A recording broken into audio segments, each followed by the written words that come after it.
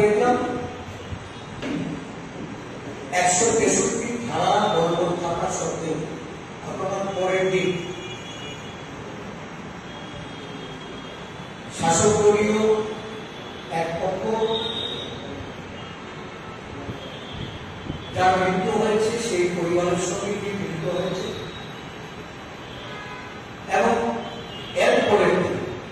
এই 163 ধারার মধ্যে শাসক দলের পক্ষ থেকে আরেক পক্ষ যারা আশ্রয় শিবিরে আছে তাদের সঙ্গে গিয়ে মিলিত হয়েছে। এই ঘটনা চোখে আঙুল দিয়ে দেখিয়ে দেয় যে শাসক দলীয়রা সেখানে যাচ্ছে, তাদের 163 ধারা বলবৎ থাকা সত্ত্বেও তাদের যেতে কোথাও বাধা নেই এবং তারা যারা যাচ্ছে তারা শুধু একটা পক্ষের সঙ্গে গিয়ে মিলিত হচ্ছে। এটা পরিষ্কার যে একটা পরিকল্পিত ঘটনা সেখানে মণিপুর ধাঁচে দুটি সম্প্রদায়ের মধ্যে একটা হিংসাপূর্ণ পরিস্থিতি তৈরি করার জন্য দুটি সম্প্রদায়ের মধ্যে সেখানে দাঙ্গা বাঁধিয়ে এই রাজ্যটাকে মণিপুর ধাঁচে এখানে পরিচালনা করার জন্য এই দাঙ্গার পরিস্থিতির সূচনা। তাহলে বিরোধী দল সেখানে যেতে চাইছে, পীড়িত মানুষের কাছে গিয়ে পৌঁছতে চাইছে, শুধু সমবেদনাই নয়,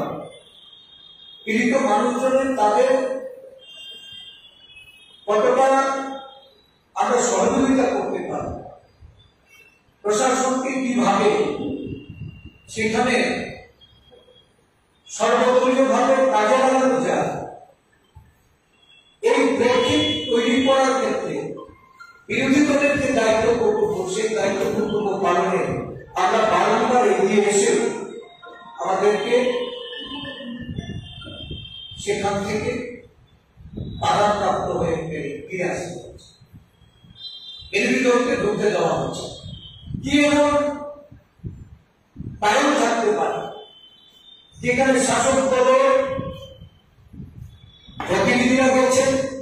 তাদের সাথে যারা মিলেমিশে আছে তারা গেছেন, কিন্তু বিরোধী দলকে সেখানে যেতে দেওয়া হবে না? কি লুকানোর চেষ্টা হচ্ছে? কি এমন সেখানে বিরোধী দলের উপস্থিতিতে প্রশাসনিক দুর্বলতাই বলুন বা ষড়যন্ত্রকারীদের ষড়যন্ত্রের যে বিষয়গুলি সেগুলি জনসম্মুখে আসতে পারে, এই ঘটনা চাপা দেওয়ার ক্ষেত্রে প্রশাসন যে উদ্যোগ নিয়েছে আমরা একবারও বলি না এই রাজ্যের পুলিশ প্রশাসন যারা রাষ্ট্রপতি তারা তাদেরকে দায়িত্ব অর্পণ করে সেখানে এই পরিস্থিতি মোকাবেলা করা যেত না, বা সেই পরিস্থিতি থেকে আজকে যে মানুষ ক্ষতিগ্রস্ত হয়েছে তাদেরকে তাদের জীবন সম্পর্কে রক্ষা করা যেত না? কারণ পুলিশকে নিষ্ক্রিয় করে রেখে এই ধরনের একটা ঘটনা যারা তৈরি করে সারা রাজ্যে মেসেজ দিতে চেয়েছে, আজকে প্রশাসনিক এই গাফিলতি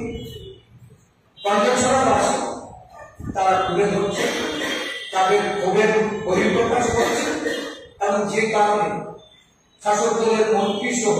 শাসক দলীয় নেতারা যখন সেখানে উপস্থিত হয়েছে তাদের মধ্যে এই ক্ষোভে আসতে পড়েছে এবং তাদেরকে সেখানকার জনগণ তাদের প্রতি অনাস্থা